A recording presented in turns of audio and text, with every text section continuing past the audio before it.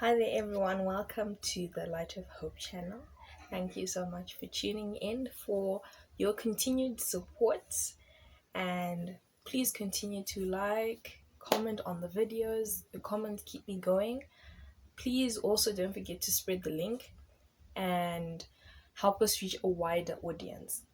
So, as promised, this video is a video that I'm going to talk about the stigmas that I faced due to mental health. In this month of mental health awareness, I thought that it would be a bit more realistic for me to give you guys actual facts, like things I've gone through, instead of getting things off the internet.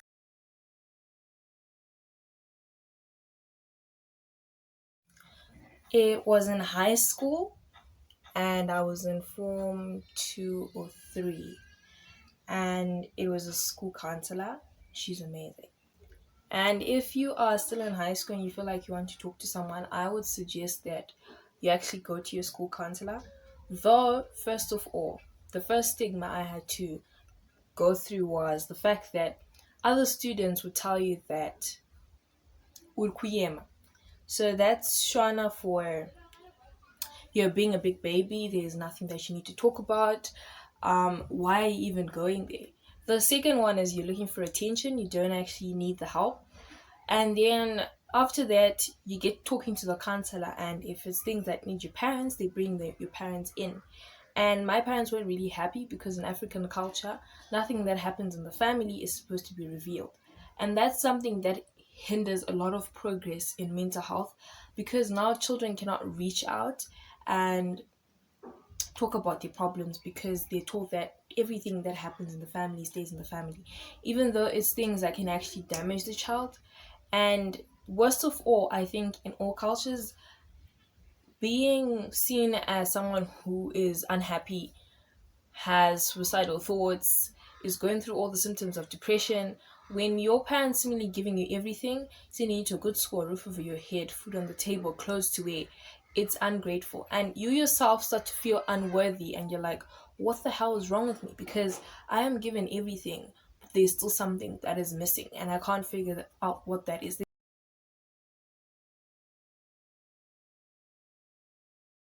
Second time in therapy was in my first year of university. Um, she was amazing. Again, it was a she. This time it was psychotherapy instead of just normal counseling. And we got to talking, and it was a process to try help me find out who I am with all the different labels that are being thrown into my face. I still have not managed to do that, and it's been a few months, so that is tough. And then the stigmas I had to face were not stigmas per se, they were problems, because I realized that even though you could have reach of thank you, I want to thank the government first of all for being able to give us mental health services in Zim that are free of charge, but I feel like they don't do justice to the amount of people who are actually in need of them, and very few people know about them. And then the other thing is these services actually, they like where I went, they would give you bus fare if you were using public transport, which I use public transport because I don't drive. And the problem came in, not because now you feel like you're already feeling like your self-worth is low. So I was like, there's someone else out there who's been through worse than what I have been through. And it didn't help that the first lady I talked to when I got to the center was this lady who told me that I should stop crying. Why am I crying? Because someone has been through worse. Some people have been gang raped and they survived to tell the tale, and for me nothing had happened. And thoughts like that. And I just want to say, if you're going to go into like a service field, make sure you're actually passionate about it. Because as a person who had other things that were weighing me down, I really didn't want to hear that. So at the end of the day, I look back and I'm like, yeah, they're giving me money, and I could have gone almost on every Friday. The fact that I was like, there's someone else who I already know that there are other people who have it worse than me. I don't need you to come and shout in my face and tell me that there's someone else who's going through worse. So I feel like stigma can actually come from counselors who don't really see how the little things that are making you feel the way you feel are valid. But I just want to let you know that how you feel is the most valid feeling ever, and you should just embrace it. And even though there's someone else who's going through worse, it doesn't make what you're going through any less worse, because people's circumstances, people's ability to handle things differs.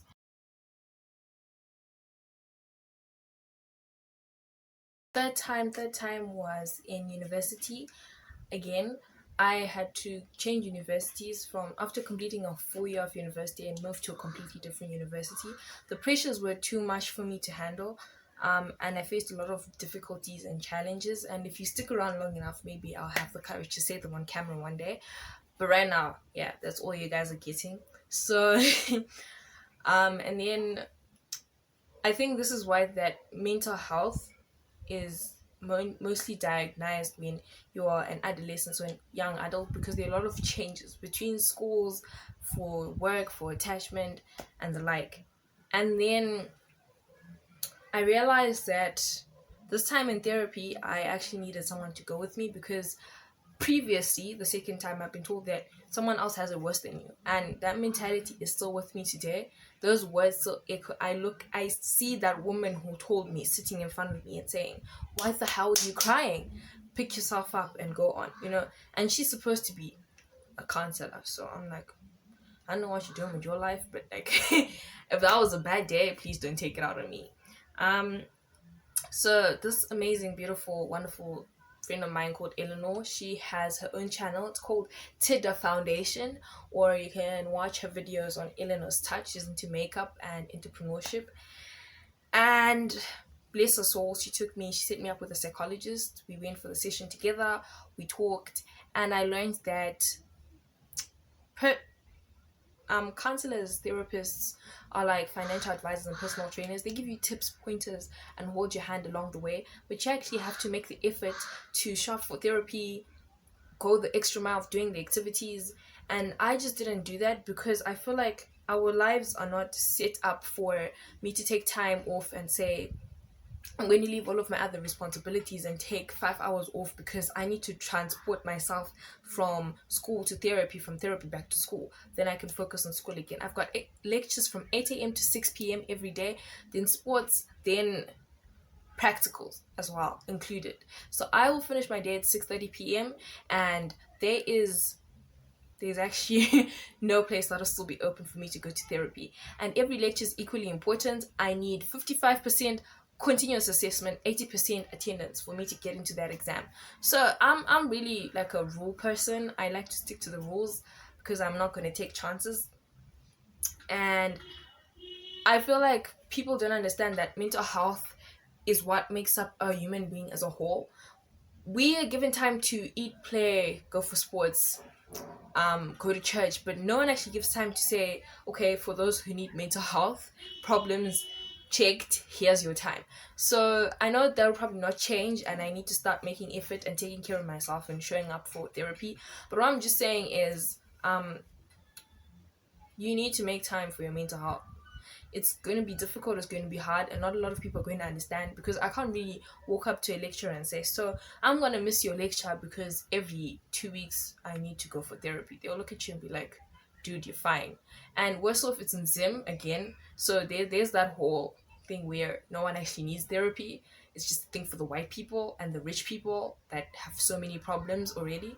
But they don't realize that mental health, places like Annex, places like therapy session, office, I don't know what it's called, but yeah, really full already with older people who are way older than me. And if you get there late, you're never gonna get served, because the pressure's just too much for the few amount of psychologists and psychiatrists that are there.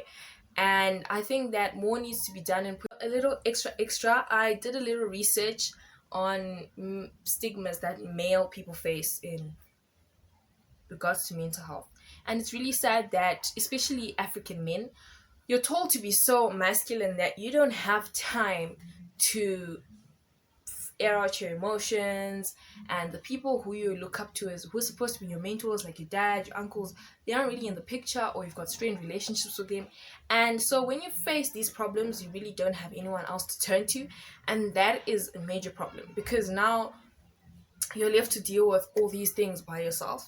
So I want to say to all the guys out there who are, okay, all the guys and all the girls, okay, everyone really, but you get the point. I'm just trying to empower the men and the male population, that if you are a male who's going through depression, anxiety, OCD, you are valid. How you feel is valid. Don't let anyone tell you that your emotions, you're not supposed to be feeling them, because that is what you're feeling.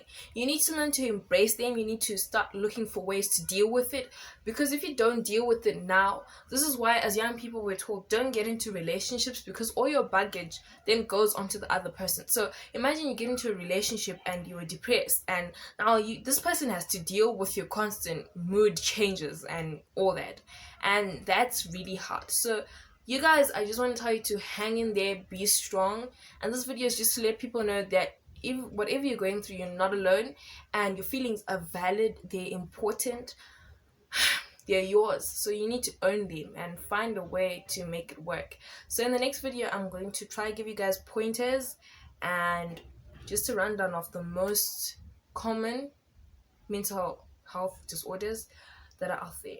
So until next time, guys, please like, comment, and subscribe to the video. I know I really wasn't energetic in this video, but it's been a long day, so bear with me.